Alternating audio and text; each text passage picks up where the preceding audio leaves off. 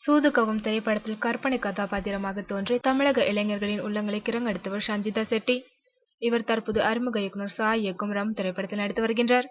கடந்த 2013ஆம் ஆண்டு வெளியான பீட்சா 2 படத்திற்கு பிறகு 3 வருடம் கழித்து இவர் நடிக்கும் தமிழ் படம் இதுதான். அனிருத் இசையமைப்பில் ஆலியன் பிக்சர்ஸ் விஜய் தயாரிப்பில் ரம் ஒரு த்ரில்லர் மூவியாக உருவாகி வருகிறது. படப்பிடிப்பு முழுக்க முழுக்க இரவு நேரத்தில் தான் நடைபெற்று வருகிறது. இப்படத்தில் காரில் துரத்தி கொண்டு போகும் காட்சி ஒன்று இருப்பதை நான் நன்கு அறிவேன்.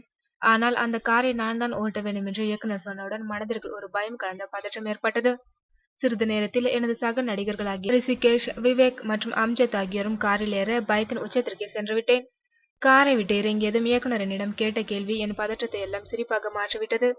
அப்படி என்ன கேள்வி அது என்றால், கார் ஓட்ட தெரியாது என்றால் நாங்கள் உள்ளே ஏறும் முன்பே சொல்லியிருக்கலாமே என்பதுதான் அந்த கேள்வி என்றார் சஞ்சிதா செட்டி.